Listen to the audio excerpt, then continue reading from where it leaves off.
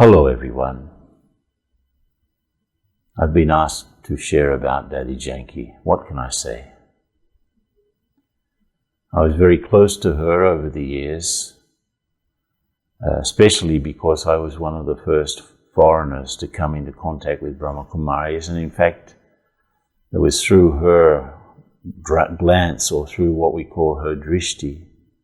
Just she looked at me with such love that I had my spiritual birth.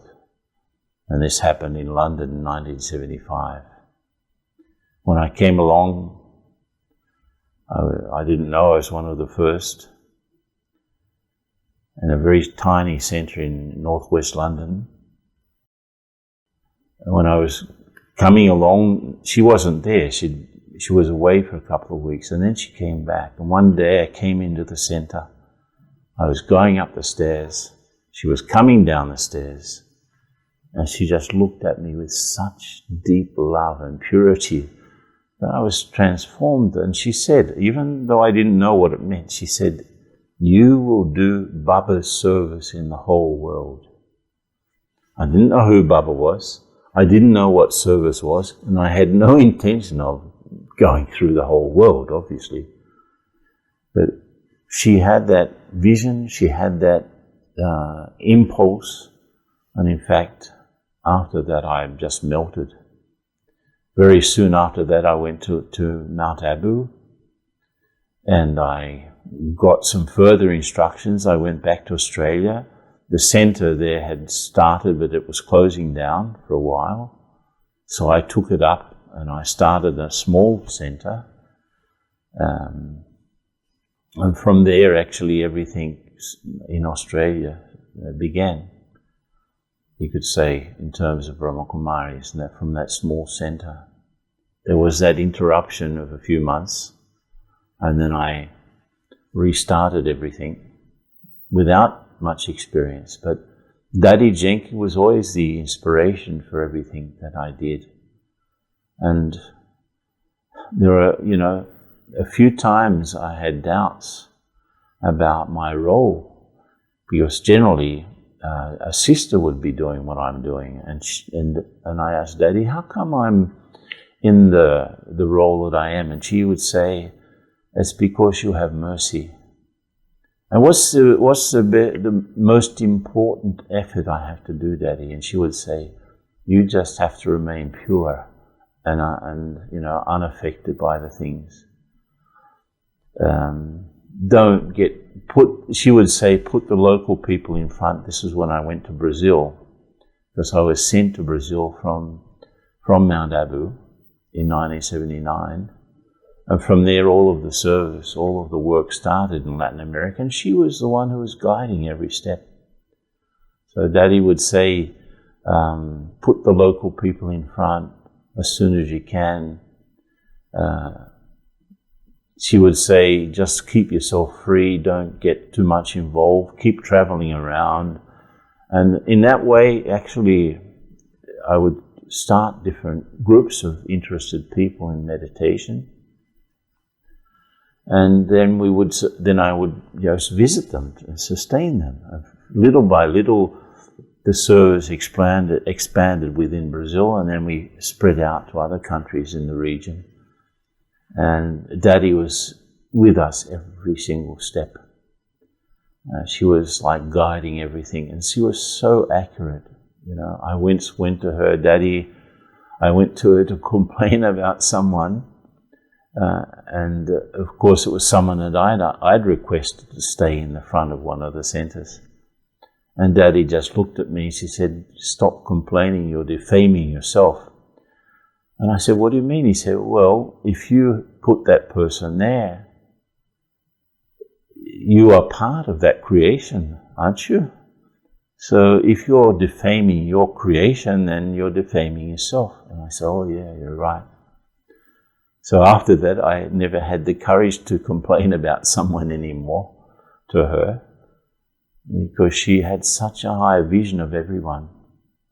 And she would say that, she's concerned about us, that in her meditation she would be sending out sakash, she would be sending out a current of spiritual power.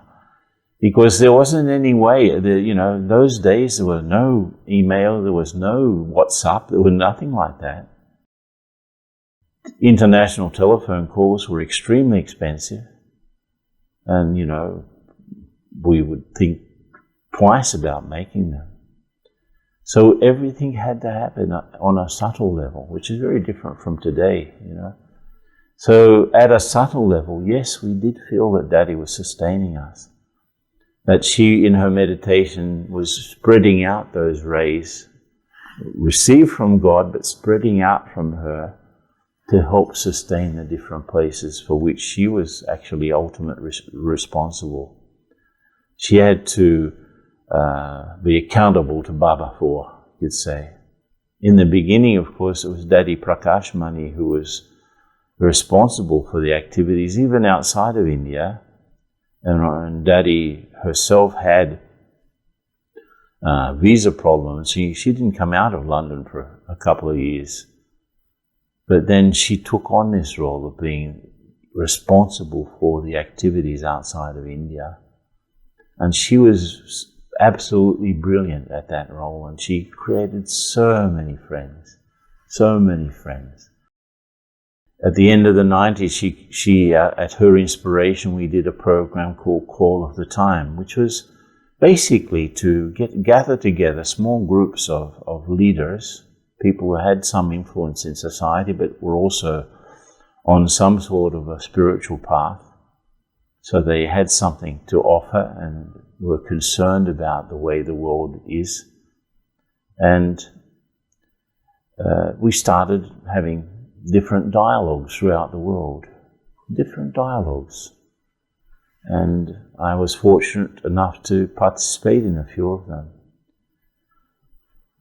There was one in Brazil in, I think around 2005, I think. It was organized by one of the federations of industry, one of those group of industrial concerns that would get together, and the president of that organization was very friendly with the Brahma Kumaris, and so he organized a dialogue for very high-level leaders of Brazilians. And I remember that we went to this venue near the city of Curitiba, which is south of Brazil, and Daddy's plane was late, and she had to make a connection in Sao Paulo, which is the main city for flights coming from outside of Brazil. And she came from India, so you can imagine it's like 12 hours, 8-10 hours to London, and another 12 hours to Brazil, plus the waiting in London. So she came directly. And even then, the plane got late, and it was delayed in Sao Paulo before she got the connection. So we were imagining that she would arrive completely exhausted. So we arranged for that. The event had already started, and we were all sitting around in the room just chatting away, and we were allowing for the fact that Daddy would arrive, and then probably she would rest, and then we would see her in the afternoon. But nothing doing. Daddy arrived. Imagine, she arrived from India via London, then via Sao Paulo, huge trip. And she was at that time, 90-something? And we thought, okay, we should give her some time off. But to our surprise, when Daddy arrived, knowing that everyone was sitting around just actually waiting for her to come, she came straight from the car into the meeting and just melted everyone's heart. That she gave so much attention to everyone and so much appreciation for the fact that they had made the effort to get there, and completely unconcerned about her own tiredness, her own state of the body, even the state of the mind. She was just a giver, a bestower, complete bestower. And I'd seen that time and time again. In spite of her weak body, she had many health problems. She would never give up an opportunity to be with people, to talk with people. If you went in the car with Daddy, it wasn't that she would be resting in the side of the car, but she would be giving some instructions. She'll be giving something from God to us. She would be giving some sort of knowledge to us. And it was absolutely amazing how she was able to do that. And so Daddy, for me, was someone who was absolutely tireless.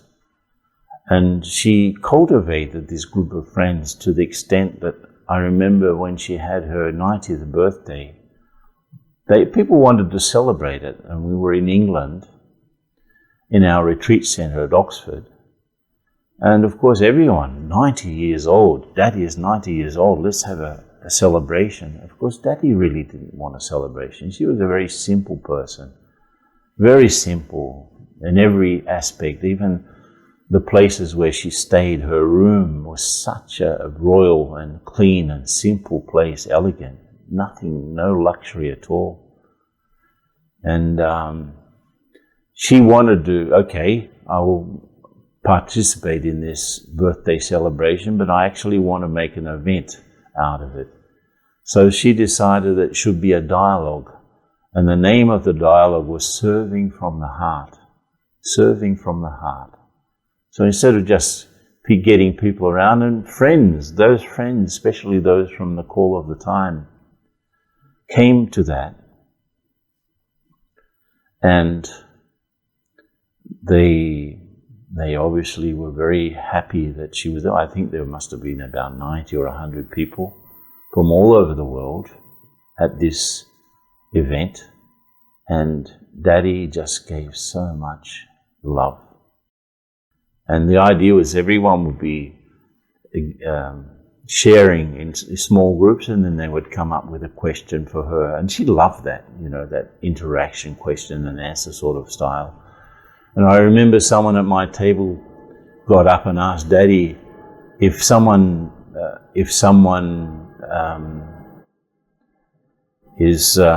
betrays me, how can I serve that person from the heart? And Daddy said very clearly, to be betrayed by someone, you need to have betrayed yourself first.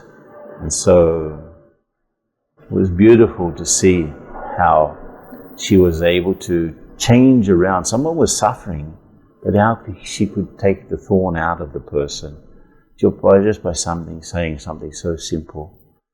And of course, when that person came back to our interaction in the group, she said, yeah, she's right, Nobody told me. She said, the person used this example, this woman used this example. Yeah, if I bet on a horse and my horse doesn't win, what do I do with the betting ticket? So she was having expectations of someone.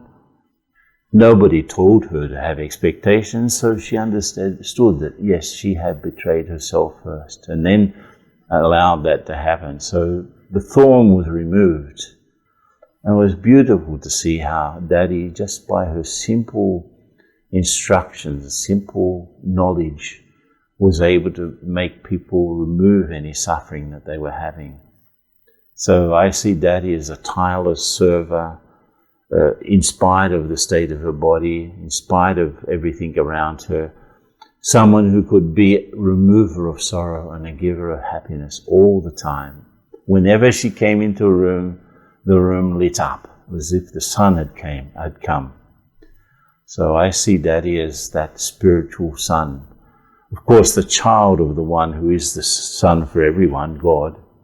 But she would get that light and shine it out so accurately. So thank Daddy for such a beautiful example for all of us. Thank you.